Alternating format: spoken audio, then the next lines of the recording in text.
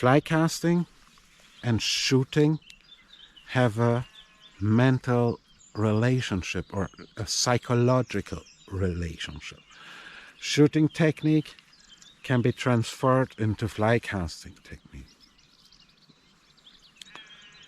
And let me explain you that with the gun first, and also let me talk about the biggest problems in fly casting first, a little bit. The two biggest problems I see in fly casting all the time is a caster either being too fast, rushing through the cast, or the caster not able to feel the rod. Caster not able to feel the rod. Now back to this gun and that relationship. I don't know, probably you have made I don't know if you have made a shot with a gun yet or not.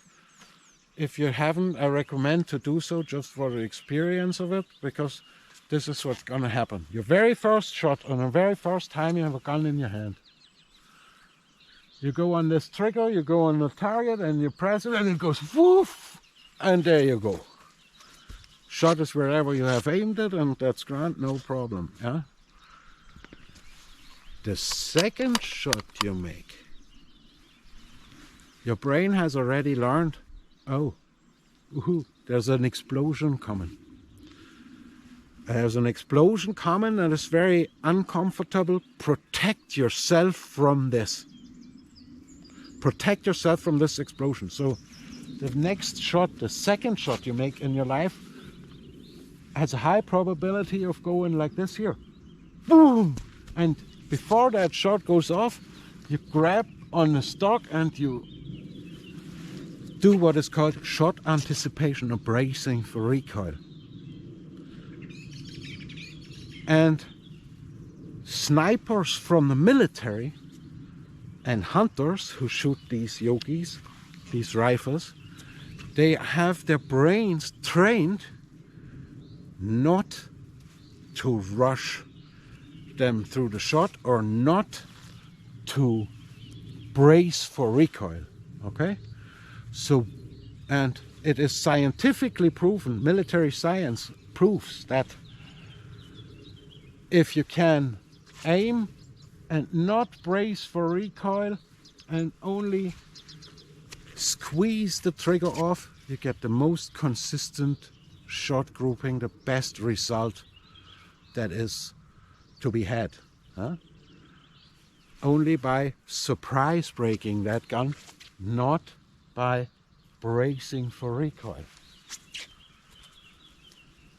But I don't want to talk about this bracing for recoil, because I also think that is related to rod stopping. For today I only want to talk about what's going on mentally when you make a fly cast, okay?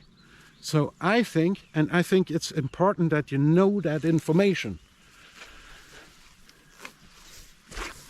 Or the day I made my very first cast, it was a pure experience of chaos, okay? Self-taught, I bought a fly rod, I was on a lawn there, and I thought, I figure this out, no problem, and it was, oh my God, okay? And I'm trying ever since that day to understand and to learn casting and to study this. And you will not believe what a struggle I had to get where I am.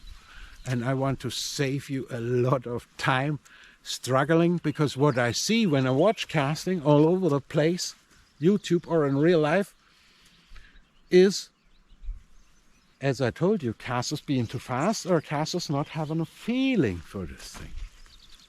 No.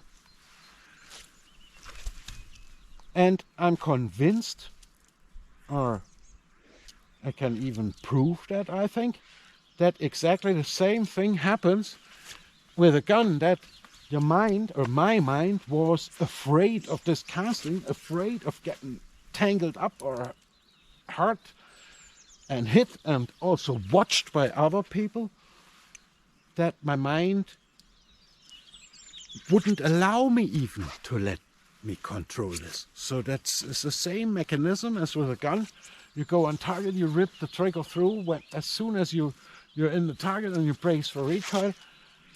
And I think the same mechanism happens in your head all the time, and that's what rushes you through the cast.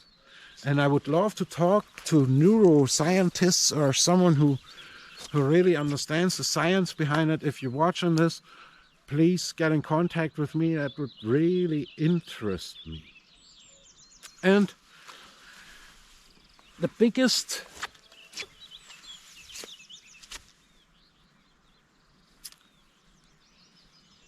this fly cast, or this, maybe you know the saying, it all comes from the head.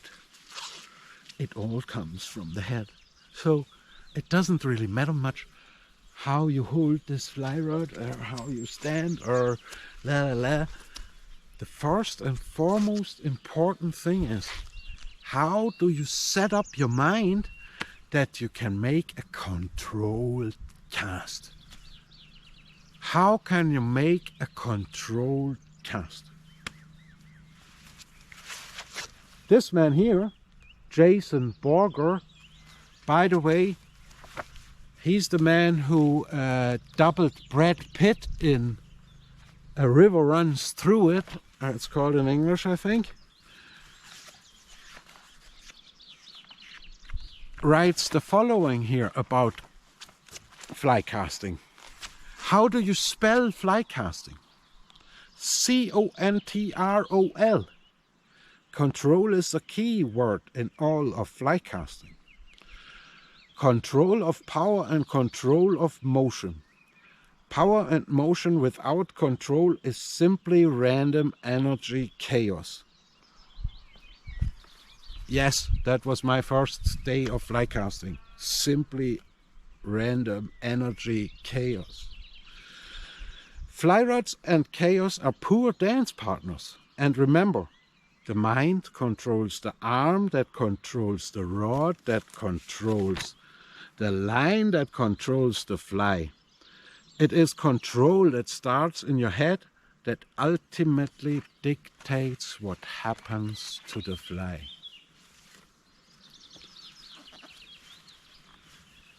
And I wanted to let you know this relationship quickly here, because if you know this relationship, you're a step further on how to develop a feeling for this fly rod, how to really slow down, how to make the right decisions before and during a cast, and how to define your jobs during a cast or during a shot is again worth another clip maybe. Let me know in the comments what you think.